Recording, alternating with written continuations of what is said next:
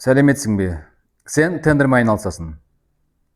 Кез келген қызмет түрі. Работа, тауар, услуга, разница жоқ.